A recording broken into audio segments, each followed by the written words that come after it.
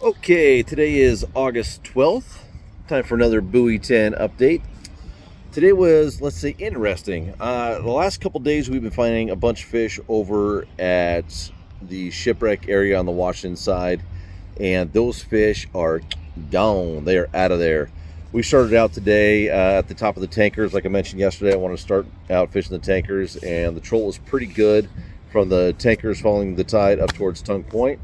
And once we got there towards Tongue, we saw a handful of fish caught. They were all spread out basically from the tankers all the way up to the top of Tongue Point, up there by Rice Island and the dredge. Exactly, blind slew, all the way up there. Exactly, Pat. So they were all the way up there, spread out. Anglers were spread out. They were catching fish from the tankers all the way up to the top end of Rice Island. So there were a handful of fish there. The problem is that from probably Tongue Point, the top tanker, all the way down to about buoy 20, it is an absolute desert. There's nothing. So marker 7 on the Washington side, buoy 20 on the Oregon side, there's like nothing going on. I do know that yesterday afternoon at the bottom of the tide, first part of the push, there was quite a few fish being caught down by marker 1, buoy 10, buoy 12, down in that area. So there were a bunch of fish down there yesterday at the bottom of the tide, but right now it's getting pretty late in the day. So that's going to make things interesting for tomorrow. I think what's actually happening is that these fish are transitioning a little bit further out in the estuary, and maybe like between buoy 10, buoy 4, right there towards the tips of the jetties. And so that when they come in here, it seems like they're ripping up river. They're just taking off. They're hard to stay on top of. I had that issue yesterday where I just could not run a second lap on the fish. They were just boogieing. And that could make for a difficult day tomorrow if that's the case, because there are no new fish coming in and reloading. And the fish that were up towards the top end of the tankers in Tongue Point got mopped up by about 50, 60 boats. So there could be, because I really didn't mark that many fish up there today. We had good action, like our first hour or two, we had really good action. We had a hard time getting lines in, but as soon as like all the boats started making their second, third, fourth lap through, it slowed down pretty quick. And for that to go again, we need more fish to reload it. And I don't think the fish that are down here at marker 1, buoy 12, are going to transition and reload all the way up there at Tongue Point quick enough. So tomorrow could be interesting.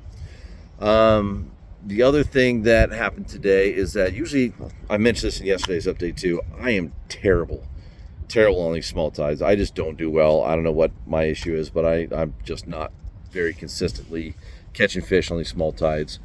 What I tried to do today was, because the current's not moving much, I wanted to get my gear moving more.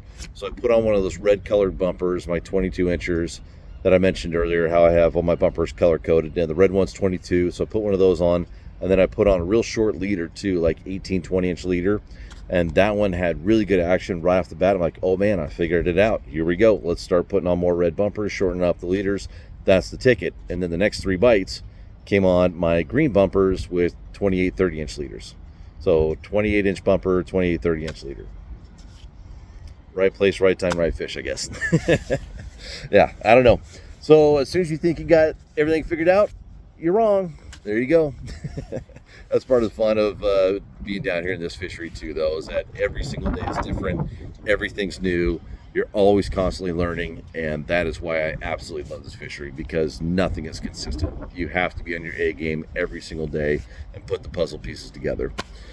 And tomorrow could be a tough one. In fact, this next week could be a tough one, because we got growing tides, and growing tides typically don't bring Chinook in, but we have had years where the growing tides do bring in the Chinook. So hopefully with these growing tides, we see another good shot of Chinook and coho, because those coho are out there. And as you remember from my first update on August 1st, we got a bunch of coho in the river.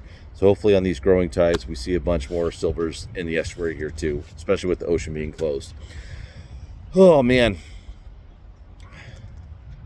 this could be really good or really tough. We always have about a 4 to 7 day stretch every season where the bite gets a little bit tougher.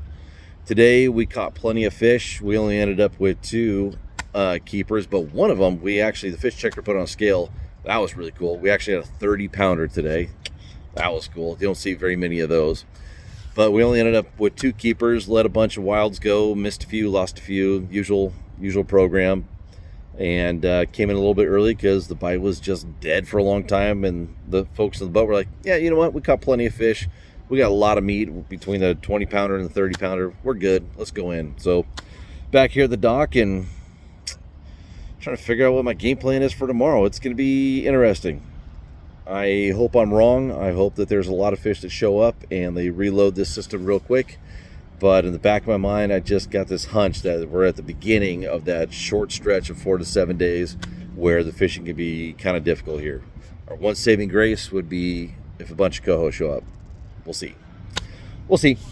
Okay, time to get the boat cleaned up and ready for tomorrow's trip. We'll see you guys tomorrow. Later.